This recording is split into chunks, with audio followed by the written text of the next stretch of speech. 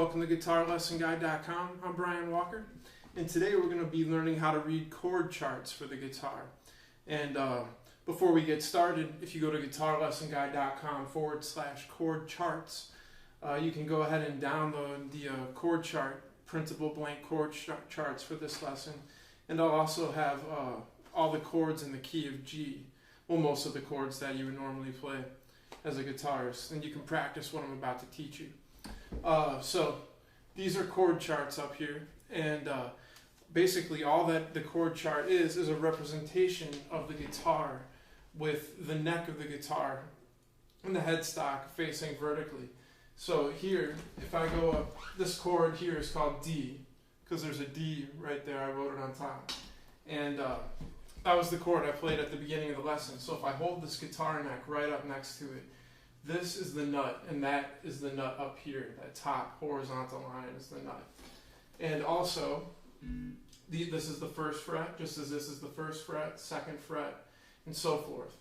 Another thing to know about chord charts is that when there's an X above the string, that would be an X above the low E or sixth string, because it's, all the way on the left there, and that's where the sixth string is. And that means that you don't play it. So in this case, we don't play the sixth string, the low E, or the 5-string A, but we do play the 4-string D, and that's because there's a O above the string for open. And then you see these dots here.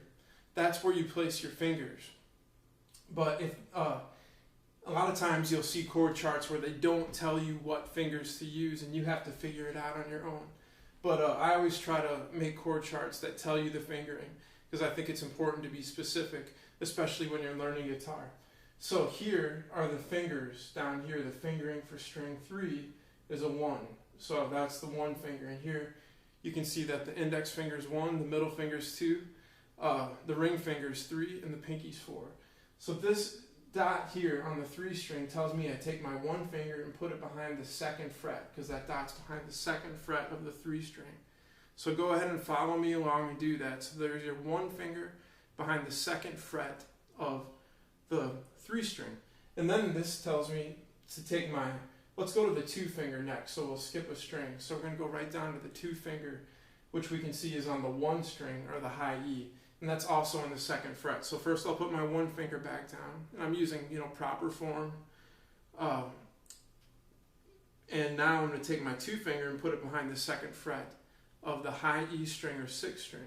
And then if we see there, our last finger, the 3 finger for this chord, goes behind the 3rd fret of the 2 string or B string. Alright, so, and again, if we look at this is exactly what that is showing us to play, that chord chart or chord diagram.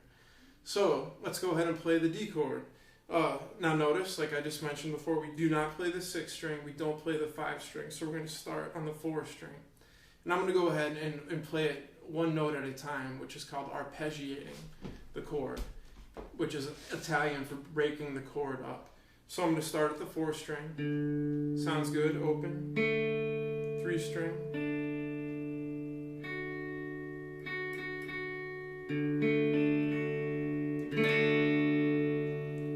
There's a proper D chord, and if you're just beginning, you might find that you're going to have a lot of trouble, making chords. So go back to the lessons about chord construction. But the basic problems that you would have if you're trying this D chord are the 3 finger here. The bottom padding of it is going to mute the 1 string. So make sure that you have it going straight down at the string so that this 1 string will ring out. But anyway, that's for a different lesson. If that's a really tough chord for you, I'll show you this E minor 7th chord at the end of the lesson, and that you'll have no problem with that. That's a super easy chord. Alright, so that's what most chord diagrams look like, but there's a couple different tricks that I want you to be aware of. The first trick is that sometimes you can write a number here just to the left of the chord diagram. And what that number means is that this first fret that you would put your finger behind means that you're fretting behind the 5th fret. So this 5 actually means that this is the 5th fret right here. Like that. And then this would mean that you're putting your finger behind the 5th fret. So here we have behind the 1st, behind the 2nd, behind the 3rd, 4th, and then 5th. So that's what that 5 means. And then I take my 1 finger and put it behind the 5th fret of the high E string, or 1 string. And then it says to take my 3 finger and put it behind, here's my 3 finger behind the 7th fret, because that's the 5th, 6th, 7th. So it's kind of weird, keep in mind that the 5th fret is that one there, not there. The 5th fret is where your finger goes behind. Alright, so that's going to be the 7th fret, 3 fingers. So here's 5th fret, 1 finger, 7th fret, 3 finger, and then we have the 7th fret again with the 2 finger, like that. So your 3 finger is going to go slightly ahead of the 2 finger to make room, because it's hard to crowd them there, and that chord diagram doesn't show that, so you have to figure that on your own. And then we're just going to play the strings 4 through 1 again.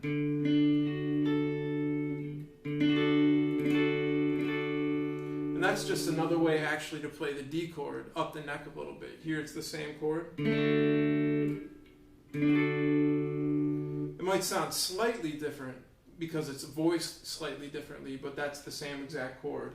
So that's the important thing to take out of that, is that 5 means that that is behind the 5th fret, and the 5th fret is right there. The second kind of thing that you're going to have to keep in mind is sometimes chord diagrams show what's called a bar, and that's spelled B-A-R-R-E. And what this is showing here is that we're going to lay our 1 finger, because see the 1 finger is down there, that's our finger, and we're going to lay it flat behind the 1st fret, because notice that there's no number here, so we're back to that being the nut and not the 1st fret. Alright, so there we're laying our 1 finger across the 1st fret, and then we're going to take our 2 finger and put it behind the 2nd fret of the G string, our 3 string, and then our 3 finger behind the 3rd fret of the 4th string, or D string, and then we're not playing strings 6 or 5, so it's only strings 4 through 1. So there is the dreaded F chord, and if you're a beginner, you're going to have some trouble with that. So, but at least you know what a bar is, and if you want to just practice the bar there, then you can just pretend that the rest of this doesn't exist and just bar strings 1 and 2 behind the 1st fret, and see if you can pick or play strings 1 and 2 and get a good sound with that bar. And you'll see bars a lot of time go across all 6 strings like this, because we're going to play bar chords eventually. So keep a lookout for that notation there. And then, like I promised, the easy chord that everybody can get today. And I was crowded out, so I'm showing you a slightly different convention here. And what this is now, instead of filling in the dot with blue, I just had the open dot. Then I put the finger number, which is 1, if you can see that, in the dot, and you'll see that sometimes too. I normally don't do that, but so that's telling us to take our 1 finger, because that 1 is in the dot, and then put it behind the 2nd fret, because it's behind the 1st, 2nd fret of what string? The 5 string. So there's the 1 finger behind the 2nd fret of the 5 string, 2nd string down. And this still might be a little tricky because you have to have proper form. And if you go to guitarlessonguy.com/EM7, I teach you how to have proper form. But basically, because this is an EM7 chord, or E little m for minor. That little m means minor, so it's an E minor 7th. And all you do is take your 1 finger, put it behind the 2nd fret, straight down at the fretboard. And the trick here is to make sure that the 4 string rings out still, and this 1 finger doesn't touch it, but comes straight down at the fretboard. And then we're going to play all 6 strings.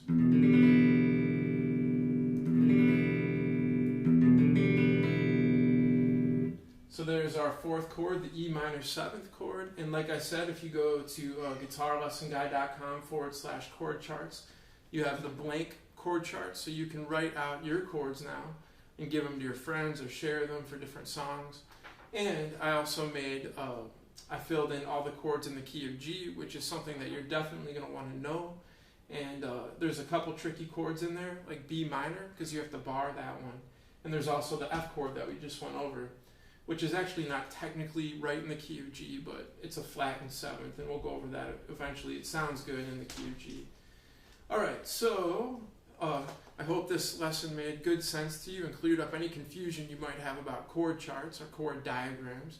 And if you have any questions, please leave them in the reply of guitarlessonguide.com/chord charts. All right, take care, guys.